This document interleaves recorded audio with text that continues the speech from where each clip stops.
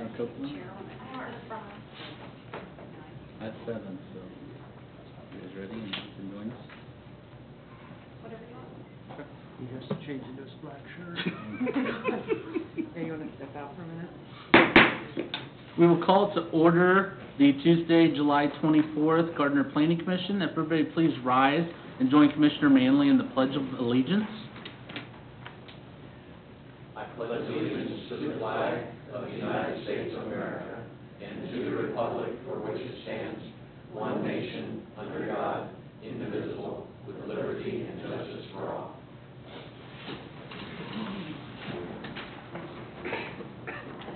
Commissioner Lavella will lead us in the roll call. Lavella, here. Godwin here. Burnett here, Manley here. Pop here. Roberts, here. and there is a quorum present.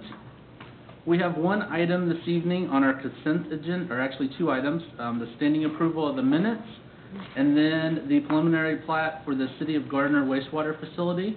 Are there any items any commissioner would like to pull from the consent agenda? If not, both of those items are approved as submitted. We have four items for old business.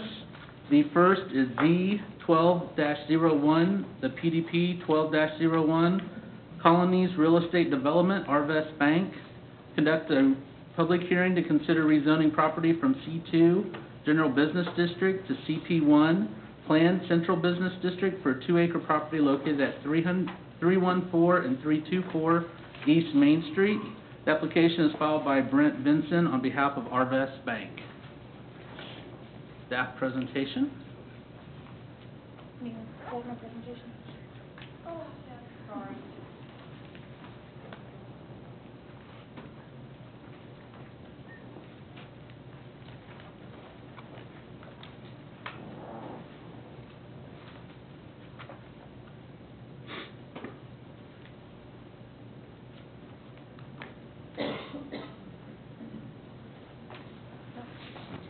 Okay, this is the current zoning map showing the existing zoning district, which is C2 General Business District.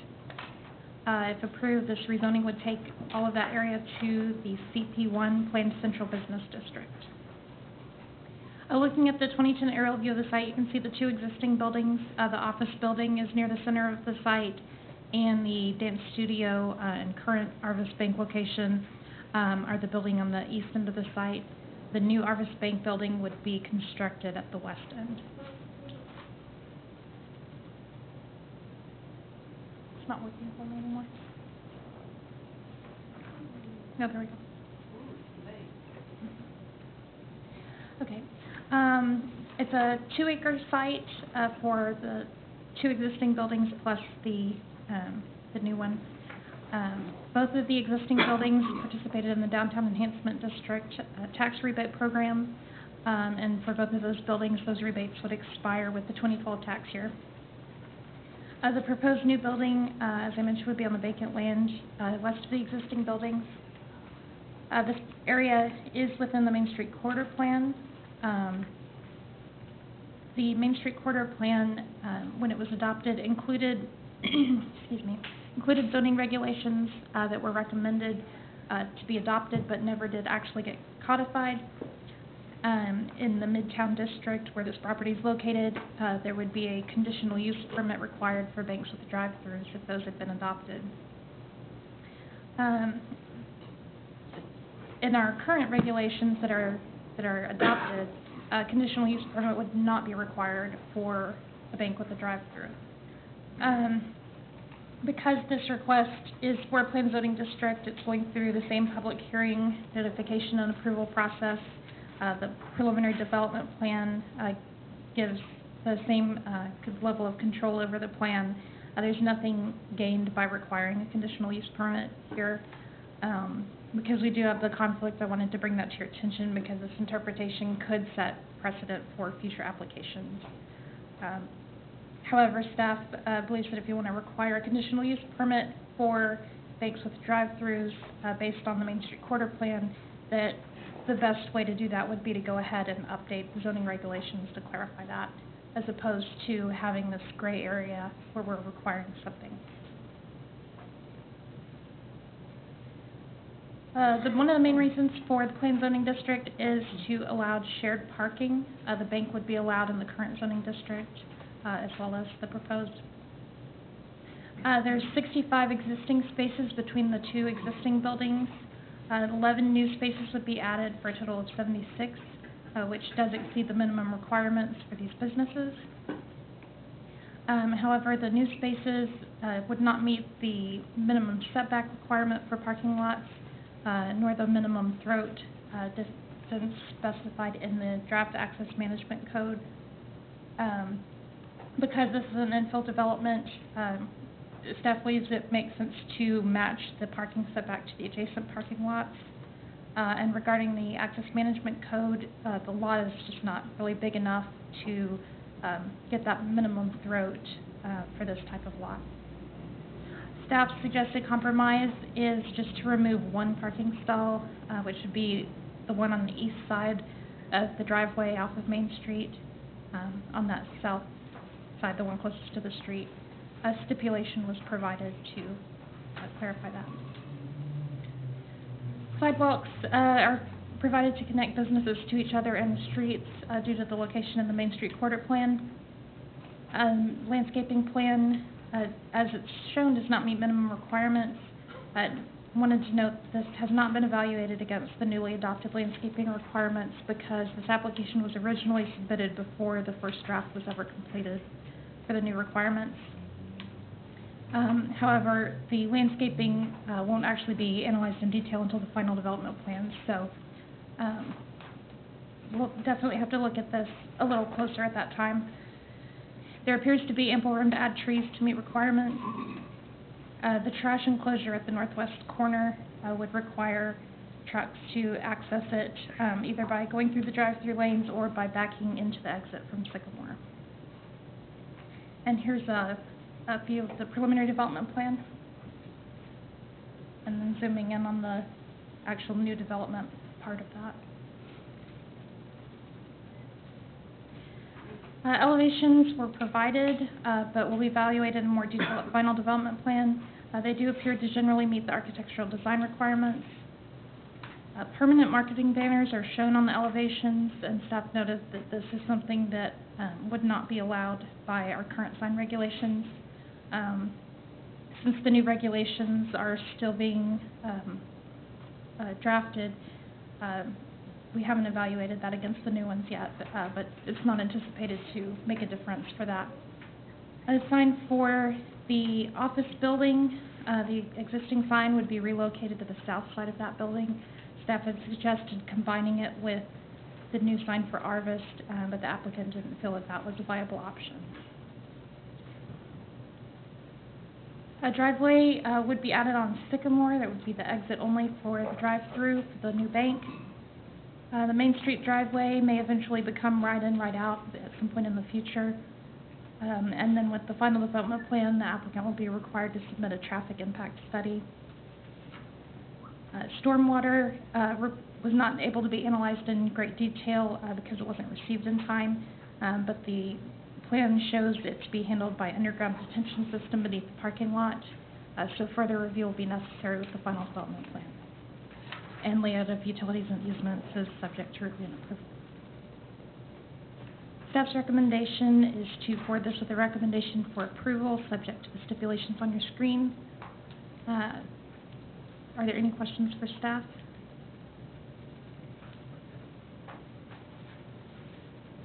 Thank you. Does the applicant have a presentation this evening? No, I do not. In case we have any questions, we appreciate you letting us know that you're here. At this time, we will open the public hearing regarding Z12-01 and PDP-12-01. Are there any members from the public that would like to speak regarding this application?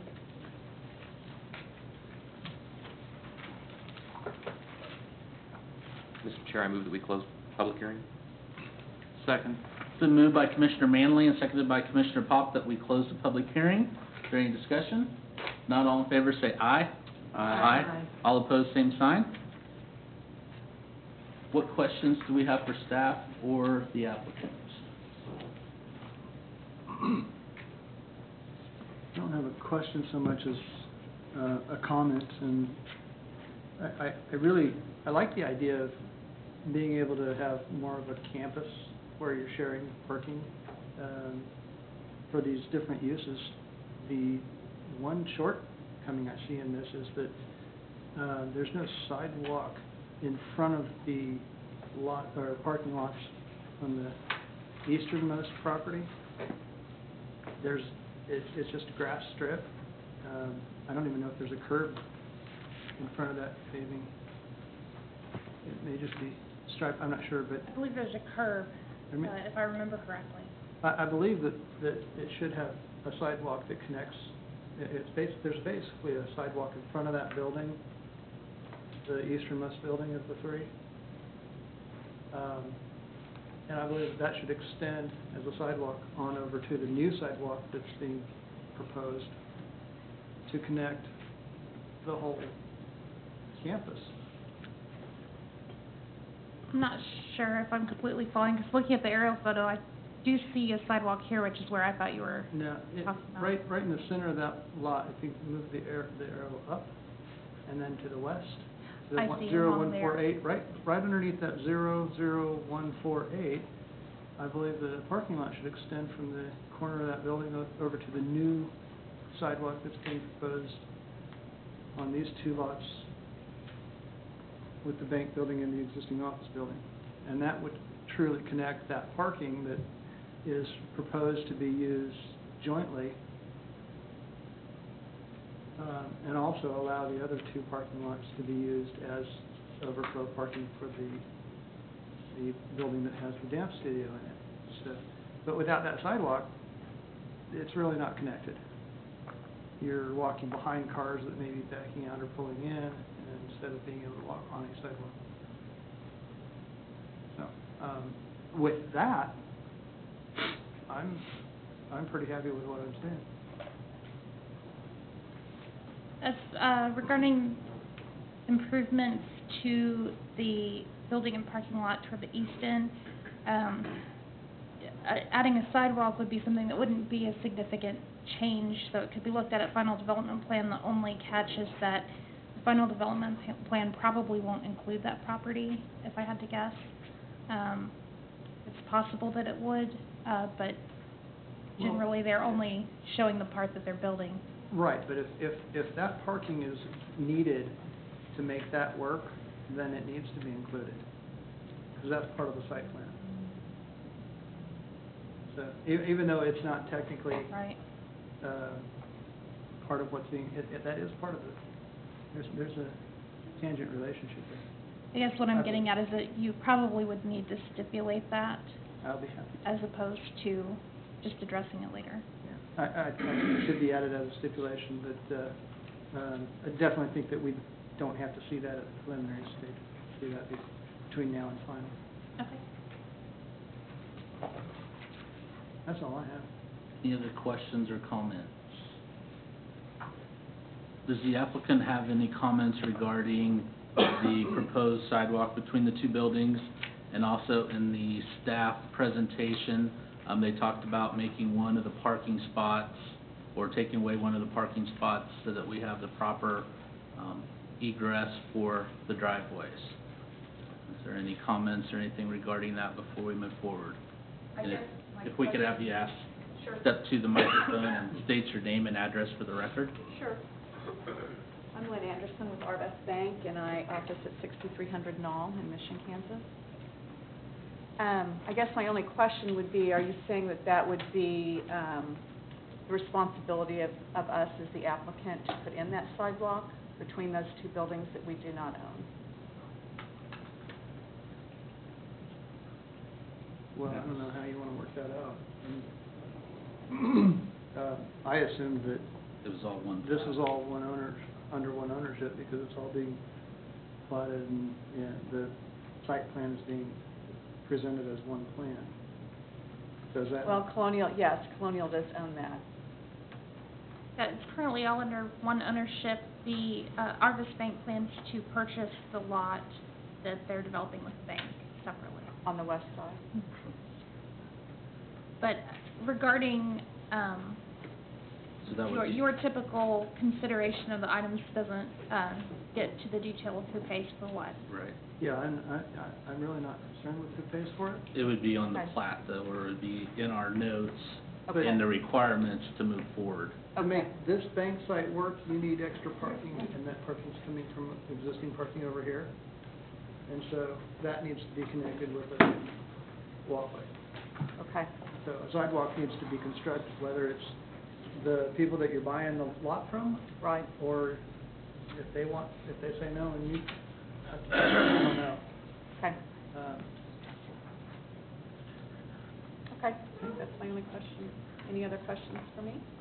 We just want to make sure that you understand and where it would like to be located in this Okay. items. Right.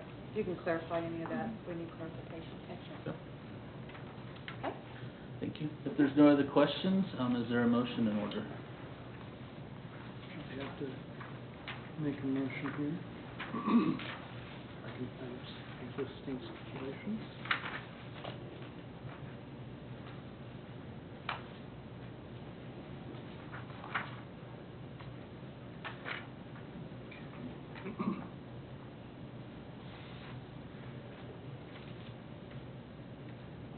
I move that we forward the zoning request Z12-01 and PDP 12-01 Colony Real Estate Development to the City Council with a recommendation for approval, subject to the stipulations that staff has in the report, plus the stipulation J, that a sidewalk be constructed between the two existing buildings at the north line of the parking lot. Is there a second on the motion? Second. So moved by, moved by Commissioner Godwin and seconded by Commissioner Manley to forward the request with a recommendation of approval to the City Council with stipulations A through I and also adding stipulation J regarding the sidewalk. Is there any discussion? Not all in favor, say aye. Aye. Aye. All opposed, same sign. Motion carried. Yeah, I know.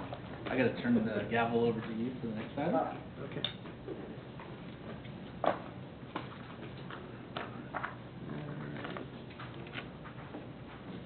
You want to say why you're second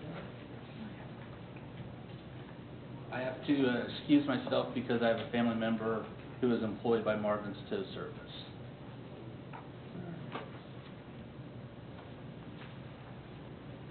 And this will be really quick, and I don't think we even need any presentation since the applicant has requested to continue this to the next meeting. So I will open the public hearing on Marvin's Tow Service, CUP 1203. Is there anyone in the audience that would like to speak on this issue?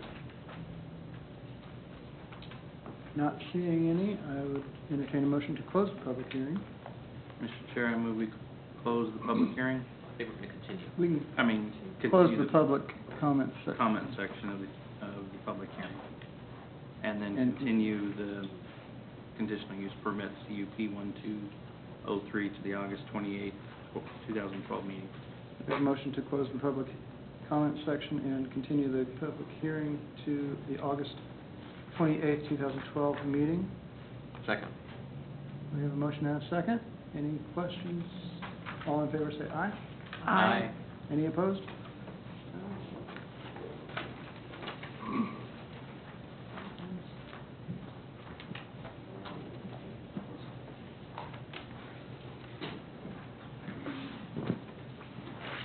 Our next item is to conduct a public hearing to consider the amendments to Chapter 18, Period 170, Signs of Title 18, Zoning Regulations. Is there any new items from staff?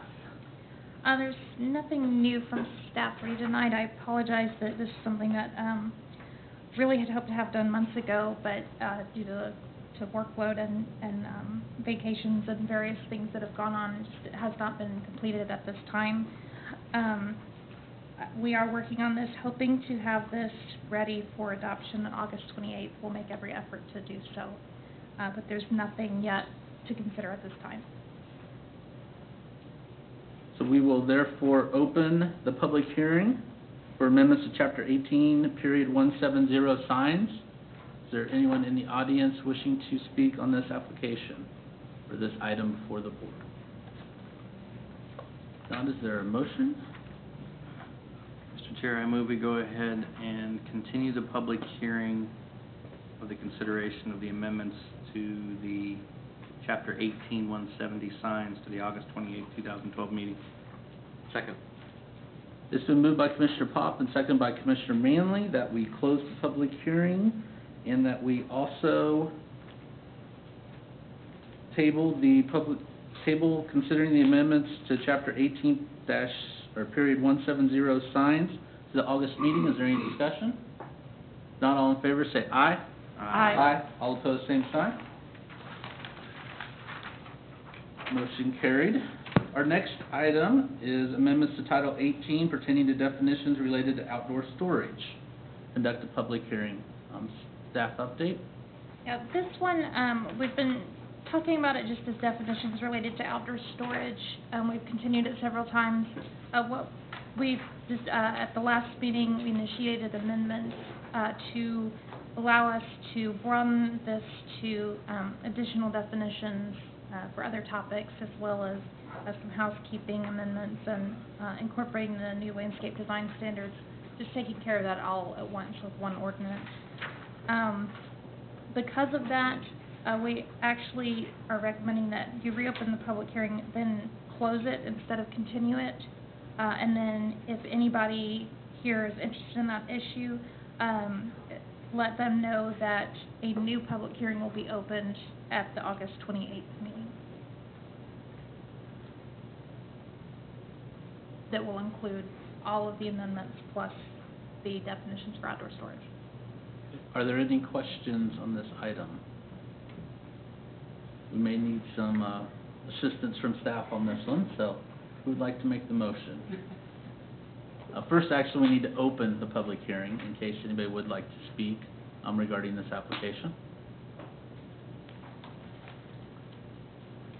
Not seeing any, then I believe we would like to close the public hearing, and then we will reopen one, it sounds like in August, if it passes.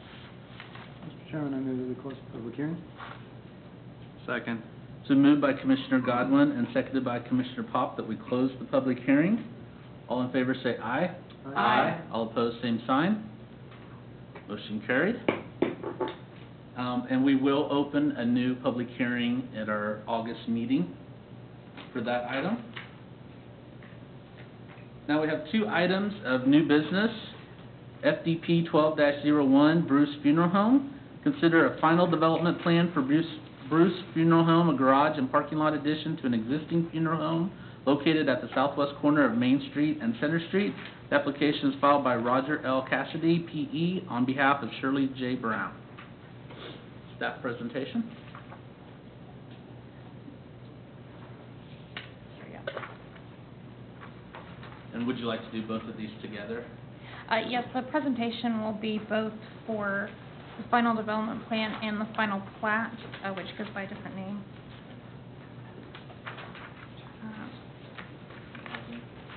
And just, since I don't think you opened that one yet, FP 1203, Bruce Brown Spawnables First Edition, which staff has recommended to be renamed replat of part of Block 1, Spawnables First Edition to Gardner, Kansas. The existing zoning is CP1 Planned Central Business District. This is just rezoned within the past couple of months by Ordinance 2395. 2010 aerial view of the site shows the existing funeral home as well as the two existing houses that would be removed. The entire site is about 1.34 acres. It's currently occupied by the funeral home and the two existing houses, which are separated by an alley. That portion of the alley would be vacated and replaced with an access easement so that the public could continue to access Center Street from the remainder of the alley. The final plat would combine the 4 existing lots and the vacated alley right-of-way into a single lot. Final development plan expands the existing funeral home's parking lot to the south and adds a new garage, which is conforming with the approved preliminary development plan. This is the final development plan on the left side of your screen and the final plat on the right. And to zoom in on the south half where the new development would be located, with the garage and the parking lot. And the building elevations have changed slightly since the preliminary development plan. It's a little easier to see in the color rendering that was provided. The accessory buildings are not subject to architectural design requirements. However, the garage, it's very important that it be compatible with the surrounding residential neighborhood. So as a result of comments from the public, staff, and the Planning Commission and City Council, at the time of the preliminary development plan, several changes have been made to the south facade. The cornice return was extended across the entire width of the gable, and the railing was added to mimic the appearance of the front porch. In the rendering, these changes are a little bit difficult to see because since the renderings are in color, the shingles are not that different from the siding color. But you can see along the top of the windows the cornice return going across to frame the gable, which gives the appearance of a porch roof, and the porch railing is kind of behind the landscaping.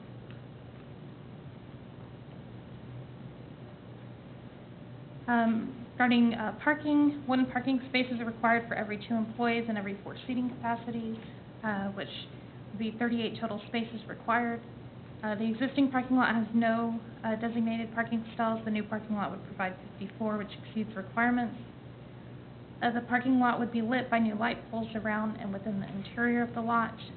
These are decorative, nighttime friendly, full cutoff fixtures. Additional information should have been provided in your packet. I did want to note that some of the light pole locations may need to be adjusted due to relocation of the power lines. The power poles may be located where some of those light poles are, so those may need to be adjusted. For the landscaping along Park Street, 4 existing trees are to be preserved. There's some concern about the lifespan of the trees and their health in the future. If something requires their removal, if they die or are damaged significantly, they have to be removed. They would be required to be replaced since they are part of this plan. 2 new trees are proposed along Park Street. The actual locations will need to shift a little bit to avoid utilities and rights-of-way, but they'll be probably generally in the same area. Landscape beds with flowers and shrubs were added along Park Street, which are allowed within the right-of-way, although it is at the applicant's risk. If the road is widened or utilities need to be dug up and those are in the way, the applicant wouldn't be responsible for replacing those at her own expense. On Main Street, there are 2 existing ornamental trees that would remain and 2 new trees to be planted. Along Center Street, several new trees are proposed. However, the new location for the power lines will interfere with some of those trees.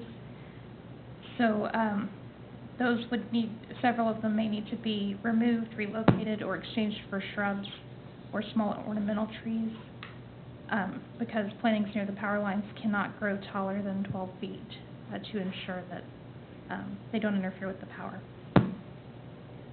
Changes to the landscape plan would be approved administratively by staff.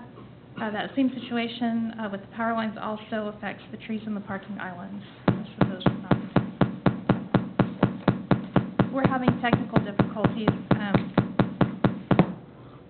This is going to be fixed on Thursday, but right now it requires us to shut it down and reboot it every time that happens. So we may be doing that a few times tonight.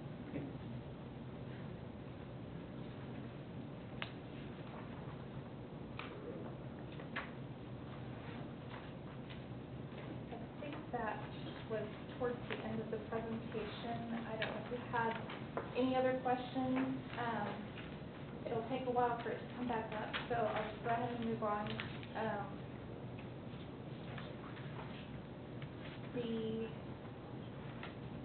trying to remember what wasn't covered yet. Amy, just a question. Yes. Is the recording still available? Yes. You have no mic. So speak very loudly. Okay. Louder than Not normal. hoarse, What but about also. What about the video? The video is still Video's still going, microphones are still picking up, it's just gonna, or not the microphones, but The recordings are still picking up sound, but you'll need to speak. There you go. Just curious. So stormwater, streets and utilities, I think that's what we were missing. But everything is pretty much in order there. Staff does recommend approval of both the final development plan and the final plat. One thing that was not actually in my presentation anyway, on the final plat, the recommendation for the name change, staff had recommended, instead of Bruce Brown Spawnable's First Edition, that it be renamed to replat of part of Block 1 Spawnable's First Edition to Gardner, Kansas.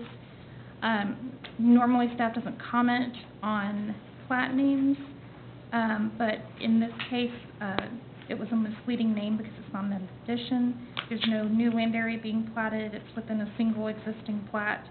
And in that case, typically, if the plat name would, it would say a replat of whatever it's replatting. So that was staff's recommendation. My understanding from the applicant's engineer is that the applicant does not wish to change the name to that, and proposed just removing the word addition and replacing it with plat, so it would be Bruce Brown Spawnable's first plat. While this may not be preferable, staff is comfortable with that, so that's something to point out as well.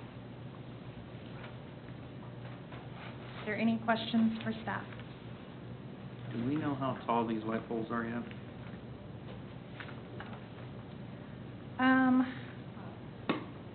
I don't know if that information was provided. I didn't see it in the plan. Okay, then I don't believe we do. Okay. I'm concerned if we have 16-foot light poles out there, they're gonna be 12? They're 12. Okay. All right. I'm not too concerned with that then. Because the higher up you go, the more light it throws off the property. So, and since I don't see a photometric plan of the lights, the lower the lights, the better.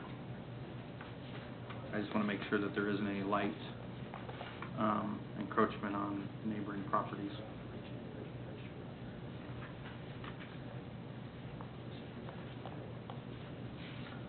Are there other questions for staff? Yeah, what is the, because there's a condition in the recommendation on the name, what is the name that was agreed upon? It would be Bruce Brown Spawnable's first plat, but what you could just remove, well, yeah, I would We can still just like it amend it. like the, Bruce Brown Spawnable's first plat. It'd still be subtitled a replat of part of Block 1 Spawnable's First Edition. So, it'd still have a subtitle. Plus, the legal description's got all the references to the original plat, so I don't think it's significant. It is easier when it says it's a replat, but I'm not concerned. If you guys went to the trouble of coming to an agreement, I'm fine with it. It needs to be changed for stipulation A.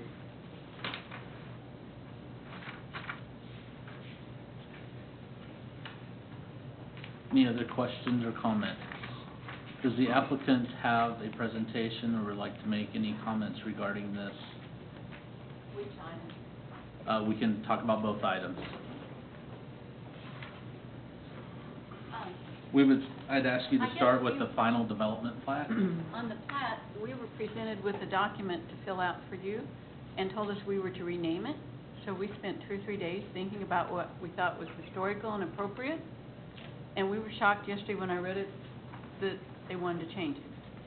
The Spawnable family settled that corner. The Bruce's came, built the funeral home, and we're gonna be there running it with my family, and so we added our names, thinking that's what you wanted. So if we can work out something to be historic, I would be pleased. If not, we'll do whatever she needs to do. But we were approached with the fact that we were supposed to do that, so that's what we did, not Just- knowing that it was wrong. Before we go any further, if you just state your name and address for Shirley the record, I Brand, leave Van everybody. Arsdale, that's fine. Shirley Brand, Van Arsdale, Bruce Funeral Home, Gardner, Kansas. So we were surprised until we saw this yesterday. There was any issue with the renaming, because we spent a lot of time trying to think of something that was appropriate. So we just thought it was Dad's legacy, and we added his name. My sons are there, and we added their names. That's what we did. So however you want to handle that. I believe we can come up with something that meets everybody's Okay. needs on that. All right, thank you. You were okay with Bruce Brown Sponnell's first plat, right? Yeah, yeah, I think we're all in agreement. That was fine. that's fine. I think we're all fine with that. If the word addition, I think it's been Sponnable's addition on everybody's taxes for 200 years or so. Yep. That's where the addition, I thought, just had to stay there. Yeah. The document itself has a subtitle that says it's Yeah. a replat, so No, we just thought it was a big deal to get the new name, so. I don't think there's any kind of legal issue or anything. Okay, Nope. thank you. All I right, think we're good. then, any other questions? We did redesign, the end of the garage. I did prepare, do you think I need to present? I did prepare the garages on Park Street. We think this is going to be the prettiest and nicest. There are some nice ones on there, there's some that aren't so nice. I just drove down the street and took pictures. So, kind of glanced at what's there. I think that's Sanders, and it's very nice. That one you can't see, it's because it's behind the van, but I think you'll see it in a moment. There it is, just a nice, quiet street garage. My grandparents had one that looked like that. That's the one I'm building next door to. So I think ours will be a great improvement, so I just want you to know what's there. And that's the home. And then it just goes on down.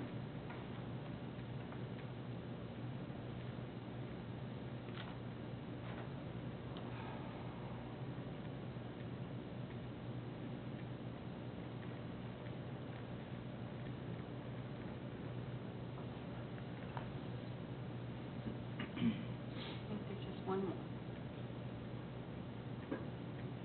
So we feel like we have gone to a great extent to make this as nice as possible, so we're hoping we can proceed. Thank you. Any other questions, let me know.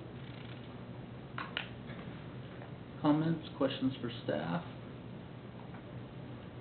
We're ready to move forward with the motion.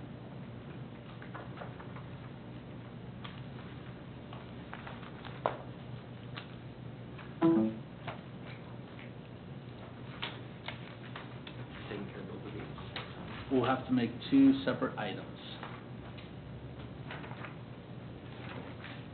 We could do the final development plan first, FDP 12-01.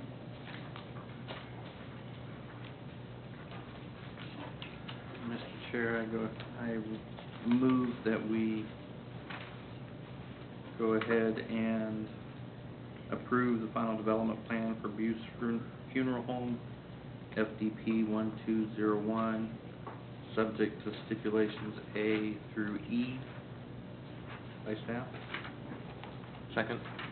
So moved by Commissioner Pop and seconded by Commissioner Manley that we approve FDP 12-01 with stipulations A through E as listed by staff. Is there any discussion? If not, all in favor say aye. Aye. All opposed, same sign. Motion carried.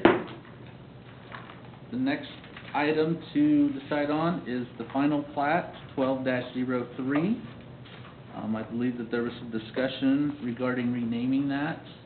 I think that we would like to get that rename exactly right in the record, so, who wants to take a crack at that, or what changes?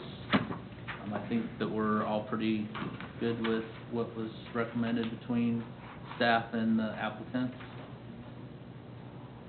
Okay, go for it. Mr. Chairman, I move that we approve the final plat FP 12-03 for Bruce Brown Spoonables first plat. Go ahead and use the new name. According to, and forward to City Council with recommendation to accept the easements and right-of-ways, subject to staff stipulations A through E, with the modification of A to read, the final plat shall be renamed, quote, Bruce Brown Spawnables First Plat, end quote, prior to recording. Second. So moved by Commissioner Godwin and seconded by Commissioner Pop to approve and forward FP 12-03 and to accept the easements and right-of-way subject to stipulations A through E as listed by Commissioner Godwin. Is there any discussion? If not, all in favor say aye. Aye. All opposed, same sign. Motion carried. All of our items this evening for new business. We have one discussion item, residential streetlights. Does staff have a presentation or information they would like to present to?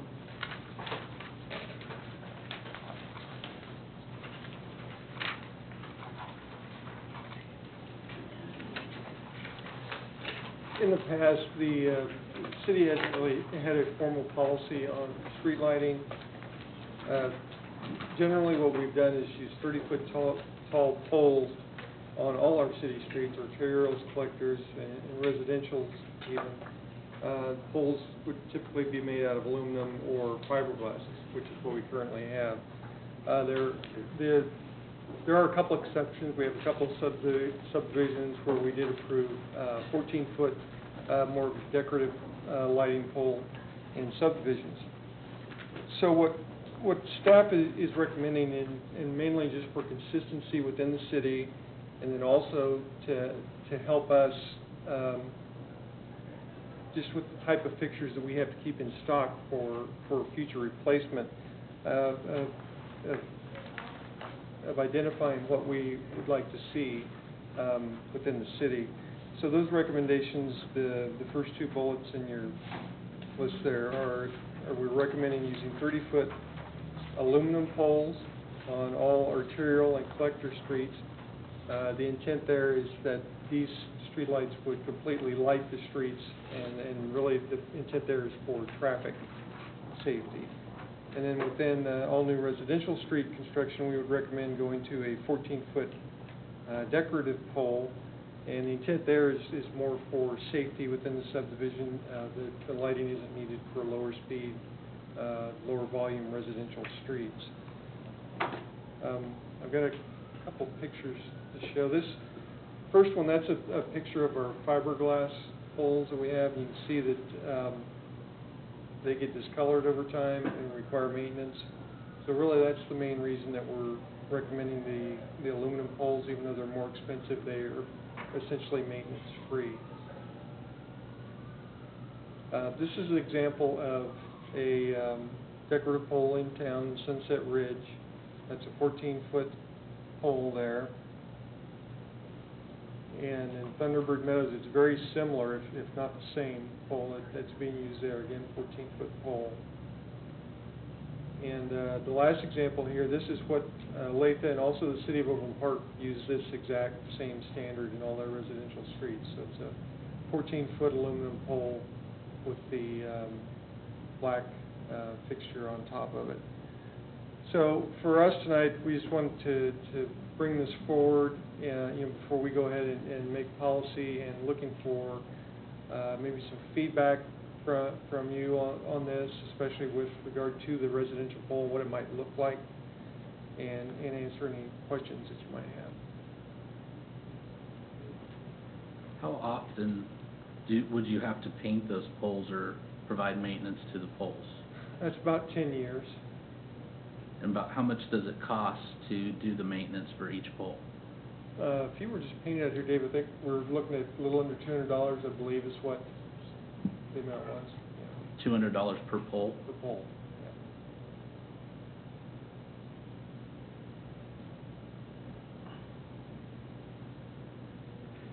the high-pressure sodium the yellow light, or is it more white? Yes, it would be the former. Okay, the more yellowish, pretty much what we standard have now. Yeah, and we didn't really get too much into the whole LED high sodium comparison here. We've actually been switching over all of our lights to the LED just because they're so much cheaper to operate. So why would we specify high-pressure sodium then? That's kind of what I'm thinking, On especially. 14-foot, yeah, that's something we still need to look at. The other cities are using the high-pressure sodium, and I asked them the same question, and they don't have, I think, a suitable fixture that they found for those poles, for the LEDs. And there may be something, you know, because the light is a little bit different from those. If I'm saying this right, Dave, help me out if I'm not, but I think the sodium has more of a glow. Is that Right, yeah, the LED is more of a cold light. Actually, on Main Street is all LED now. And then, of course, the high-pressure sodium has a little warmer light. One of the Yeah, so reasons- again, the LEDs are probably the more expensive initial cost, but they do save a ton of energy. So, And that's yeah. one of the reasons why I was wondering about that, plus the fact that I know that the high-pressure sodiums have a really nasty glare. I mean, I have one of those things right outside my house. Mhm. I wish it was not there. I'm just worried that if we specify high-pressure sodium, there's no alternative, because, I mean, they make warmer colored LEDs. I have one in front of on my driveway. They're a little more expensive, Mhm. but they look like incandescent, kind of a yellowish, warmer color. Well, I think That's yeah, brilliant, white LEDs. I absolutely think that's something we probably need to look further into and dig a little deeper, you know, why, are there other reasons why people aren't using LEDs on their 14-foot poles? I like the idea of coming up with a standard so that you have the same parts and we have kind of a community identity that gets built over time by using the same standard. Now, with all the But I wouldn't want to specify the light being high-pressure sodium. Yeah, I don't like that either. I'm also concerned about what other technologies will come out in the next 10 to 15 years or 20 years, as well if we specify exactly what type. LEDs have come a long way. Well, and if what I understand, and I'm no light expert by any means, but plasma apparently is the next generation, where I guess some people are even holding back switching to LED because they're anticipating that plasma lighting will be the next big thing, improvement to make. But that's something that can be changed too. I mean, we can always modify our policy based on the latest technology. What are the other options between high-pressure sodium and LED then? Is there a downside to not specifying high-pressure sodium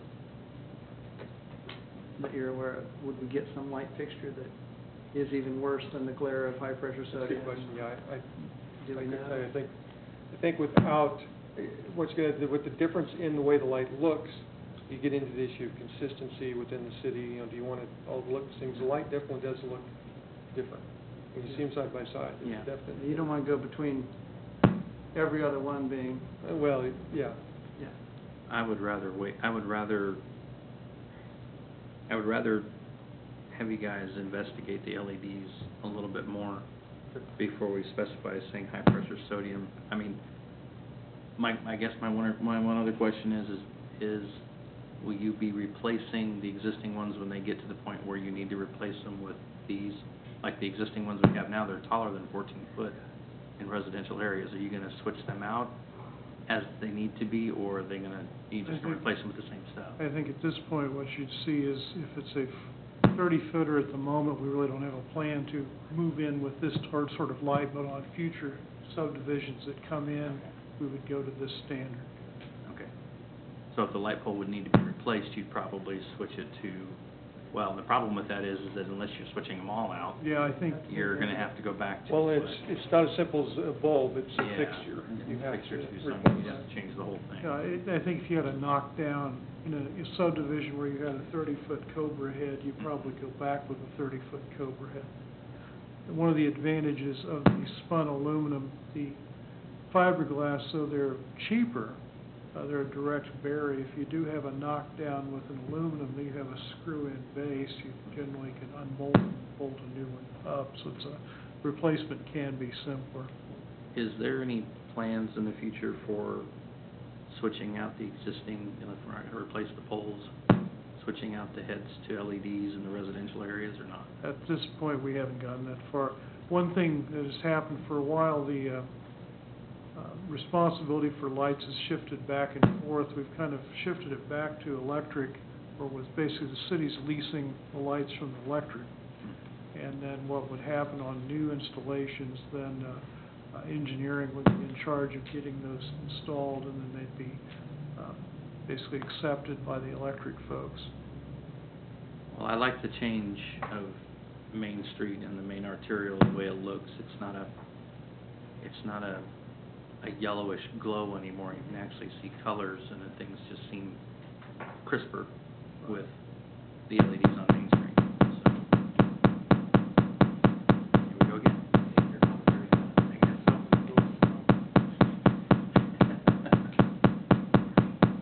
Well, the other thing that may be the most difficult of all is deciding, well, what, if we all agree, okay, we like a 14-foot pole, what's it gonna look like? Because, I mean, there's any number of options.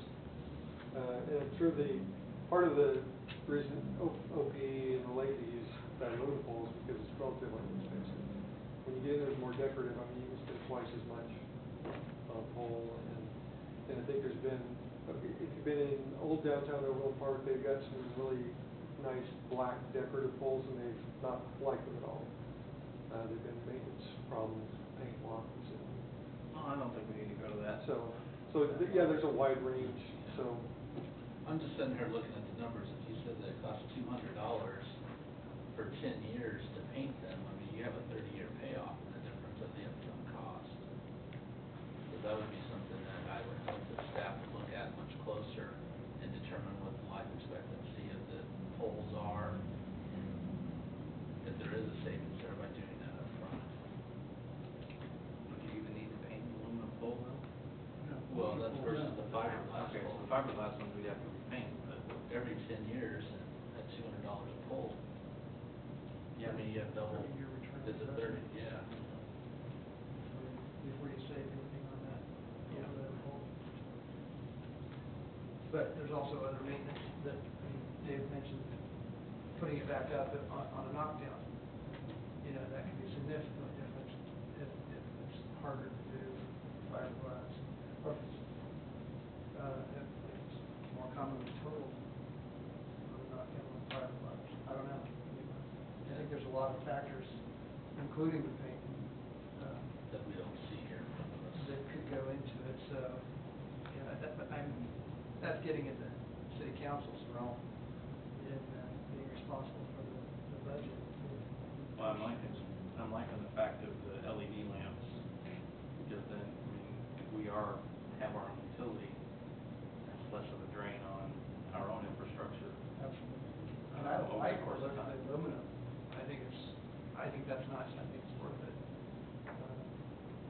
Especially in the residential neighborhoods where you're looking at it every day and the appearance really does matter. Driving at 35 miles an hour past a light pole that's painted fiberglass versus aluminum, I'd be hard pressed to see a difference. But a nice, clean, quality aluminum pole with a nice fixture on top, I think that would be a great appearance in our city. So, that's where I would recommend the investment go. Yeah, I'd like you guys to look at the LEDs more on the residential side of things, or the 14-foot pole top. So I'm not sure, and Dave and I haven't really discussed that, but I mean, again, I think that may be the biggest question. Maybe the hardest thing to determine is, well, what's everybody want it to look like? Because there are so many options, and maybe it's simpler. Maybe everybody is happy with the example from the Lake and Overland Park, because they're obviously readily available.